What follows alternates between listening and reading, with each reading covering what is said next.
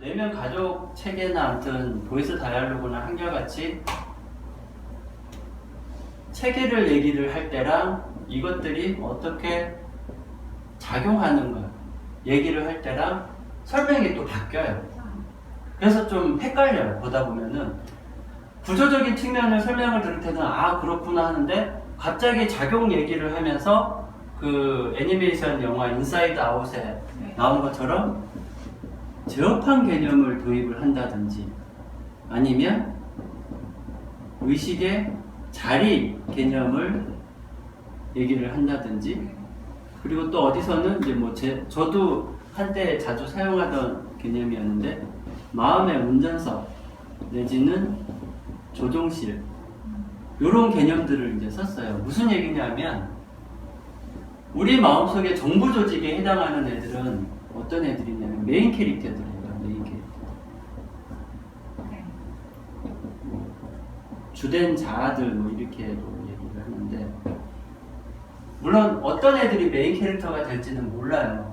되게 까칠하고 비판적이고 철두철미하고 뭐 질서나 계획, 목표 뭐 이런 것 일정 잘 지키는 애들이 나의 메인 캐릭터가 될 수도 있고 어쩔 때는 되게 게으르고 늘어져 있고 또 무심하고 무관심한 캐릭터가 나의 메인 캐릭터로 자리 잡을 수도 있어요. 근데 이 메인 캐릭터 개념을 설명을 하다 보니까 이 내면 자아들의 다중자아들의 작용을 설명을 하려다 보니까 기존 IFS에서도 애매한 거죠. 그러니까 거기서는 어떻게 했냐면 이렇게 도넛 모양을 해가지고 여기는 내 마음의 거실 그리고 여기는 나의 이제 무의식 그리고 그래서 여기에 소외계층 나타내고 여기는 참자 개념 참자가 이렇게 자리 잡고 혹은 이 참자 이게 이제 의식의 자리 같은 역할을 해요. 그래서 이 의식의 자리에 소외계층 캐릭터가 나오거나 무의식에 있는 다른 캐릭터들이 등장을 하거나에 따라서 이제 내 마음이 좌지우지된다 뭐 이렇게 설명을 해요. 되게 그럴싸한데 이랬을 때 좀 설명이 안 되는 것 중에 하나가 뭐냐 하면 소외계층에 있는 캐릭터들이에요. 얘들은 틀림없이 억압을 당하고 있는 애들인데 그리고 이 얘네들 주변에는 이 보호자나 통제자라고 얘기하는 이제 여기서 말하는 정보 조직에 해당하는 캐릭터들이 포진하고 있는데 얘네들이 무슨 재주로 얘네들을 제끼고 참자 자리나 이 마음의 거실로 나와서 난장판을 피울 수 있을까? 요게 좀 설명이 없어요. 그냥 아예. 그냥 어쩌다 보면은 그럴 수 있다. 뭐 내면의 자아들이 뭐 제대로 이렇게 통합이 안 돼 있다든지 뭐 분열 상태라든지 그러면 그럴 수 있다라고만 얘기를 하고 있는데 이게 좀 설명이 미흡해서 그래서 저는 이 개념보다는 메인 캐릭터들이나 그러면 이제 보조 캐릭터들이 있겠죠. 일상생활을 하게 하는 그리고 억압된 자아들이 있을 텐데 문제는 얘네들이 어떻게 마음의 운전석이나 마음의 조정실을 차지를 해서 내 마음을 막 지 맘대로 난폭하게 운전을 할까? 그냥 국가 개념으로 설명을 하면은 충분히 돼요. 국가 개념에서는 모든 자아가 그냥 어디로 뭐 의식의 자리를 차지하고 말고 없어요. 그냥 각자의 자리에서 목소리만 높이면 돼요. 그냥 1인 시위 할 수 있잖아요. 피켓 들고. 만약에 얘네들이 뭉쳐서 시위를 한다.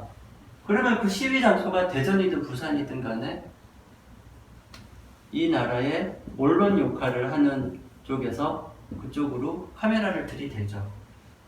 실제로 사람 마음에도 언론 역할을 하는 그런 자아들이 있어요. 걔네들은 퍼다 나르기만 해요.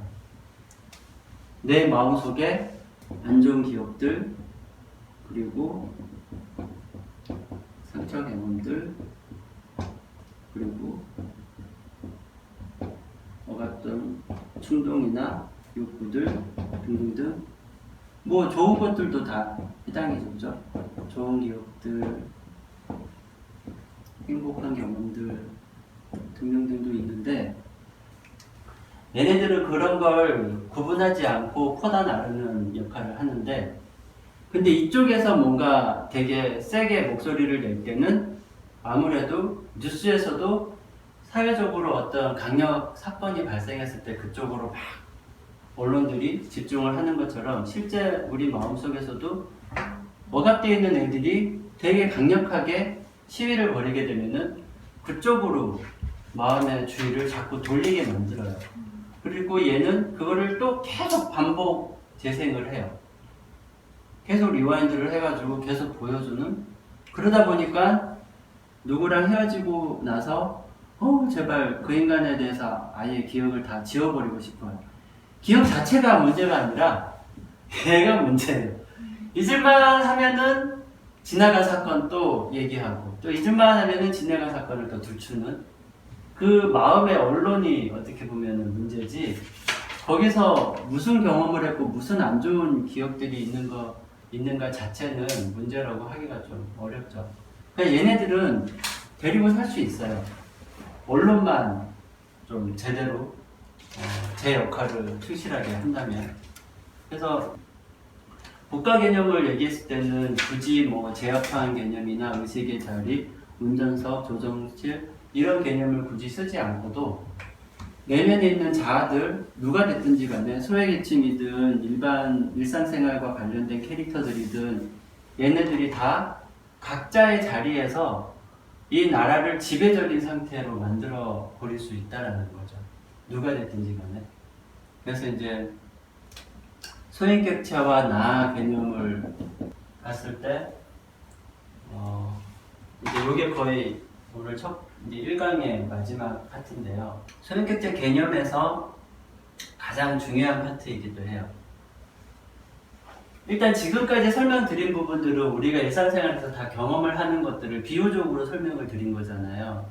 그래서 그 비유가 아주 생소하지만 않는다면 어느 정도는 연결이 돼서 개념이 이해가 되실 텐데, 그럼 그랬을 때 어떻게 해야 되냐, 어쩌란 말인가 라고 했을 때 뭐가 필요하냐면요, 지금까지 쭉 설명했던 이런 내면의 자아들, 나라는 국가에 살고 있는 이 사람들, 얘네들이랑 나라는 존재랑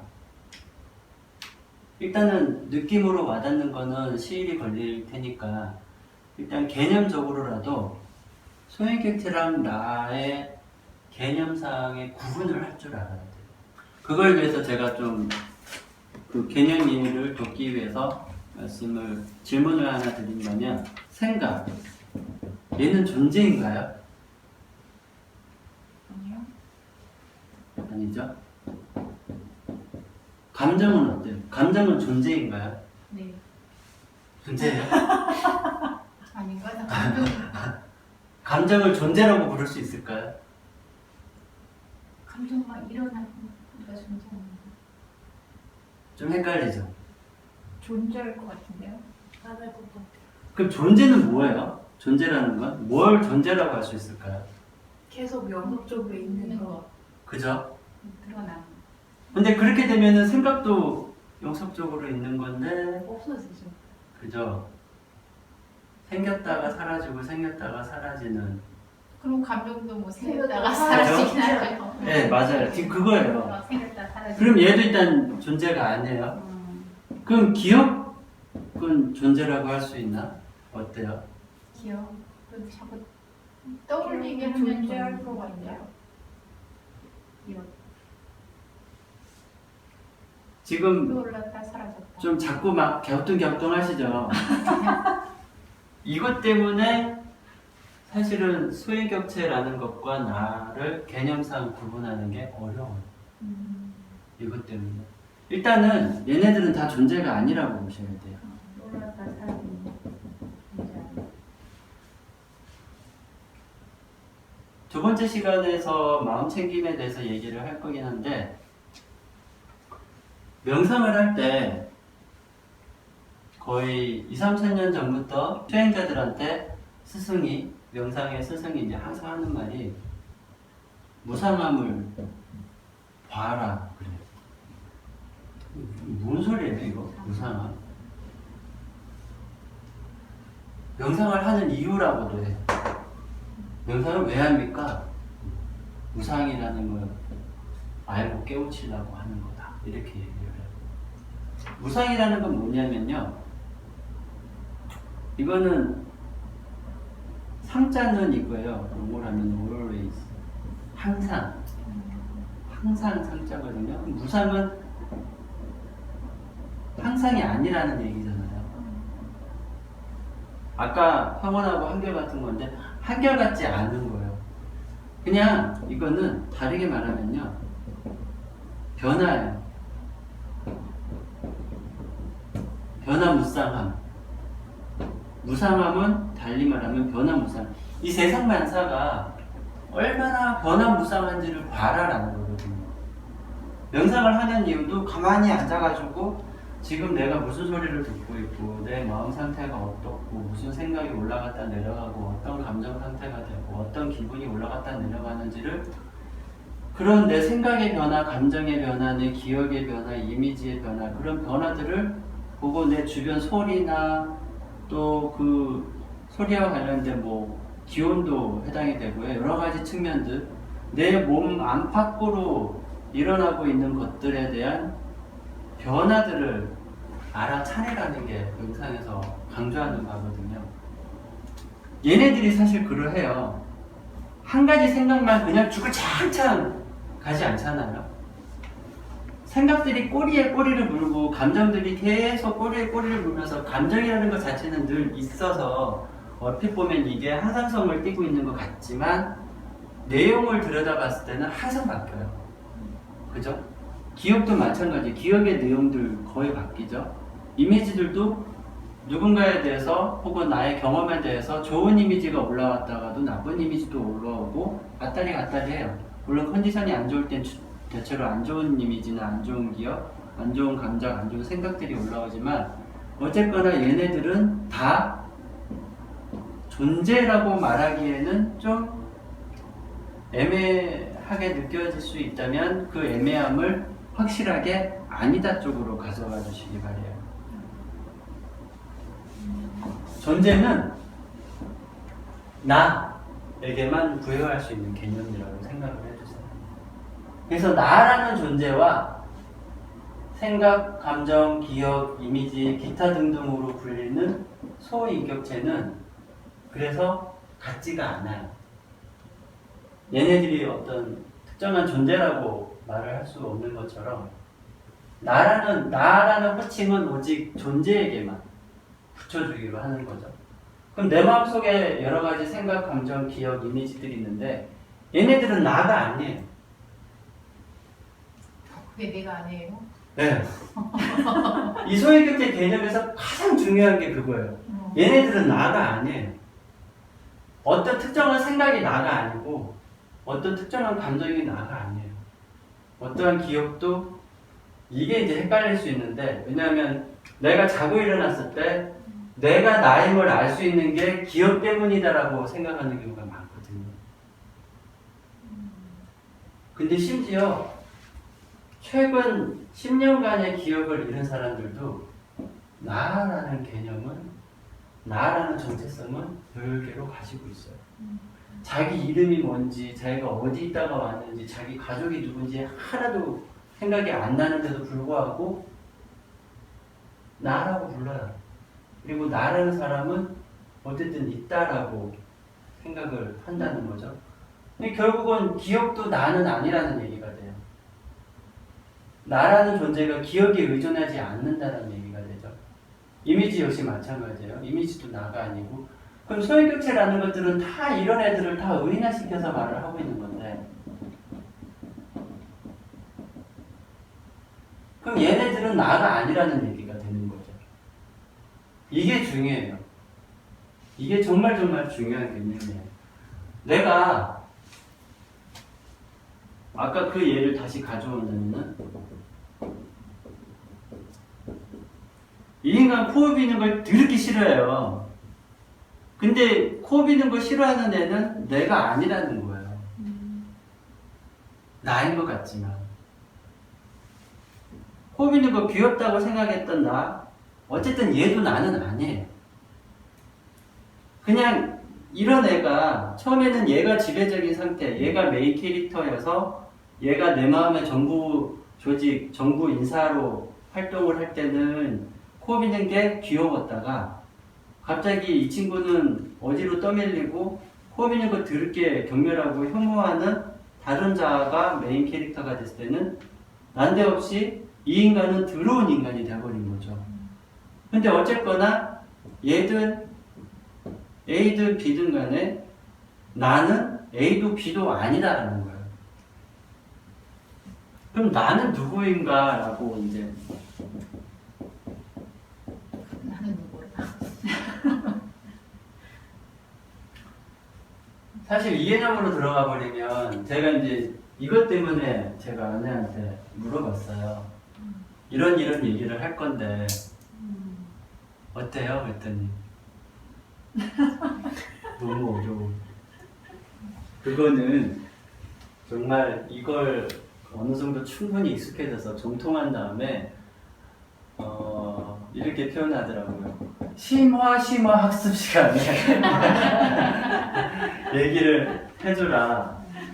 왜 그랬는지 제가 한번 단어 몇 개만 한번 갖고 와볼게요. 나는 누구인가? 나는 흔히 사람은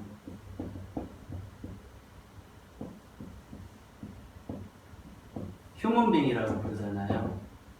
나는 휴먼 빼고 그냥 빙입니다. 그리고 나의 속성은 무시간적이고 무공간적이다. 신적인 존재인데요? 왜 제 아내가 이랬는지 좀 이해되나요? 네. 이거 이해되는 말이에요 혹시? 진행. 네. 무시간적 존재, 네. 무공간적 존재. 네. 이해돼요? 네. 아 이게 이해되시면 너무 땡큐고요. 이해돼요? 신적인데요? 무시간적, 공간적. 하나님인데요? 그래서 참 이 개념은 이야기하기가 참 조심스럽기도 한 게 특정 종교에서 얘기하는 거랑 약간 배치가 될 수가 있어요. 근데 실은 이거를 한 800년 전에 어느 카톨릭 신자인데 그 사람이 어느 날 뭔가 이렇게 탁 꽂힌 거죠. 깨달음 같은. 그러면서 이제 그분을 영접한 거예요, 사실은. 뭔가 이렇게 밝게 빛나는, 후광이 이제 밝게 빛나는 그분을 영접을 하고서는 이제 아주 귀한 말씀을 듣고 네가 들은 얘기들을 사람들한테 전해라 해가지고 이제 그 사람이 수도사이기도 했는데 평생에 걸쳐서 이제 수도 생활을 하다가 그분을 영접을 하고서는 그 다음부터 이제 주변 사람들한테 설파를 하기 시작했어요.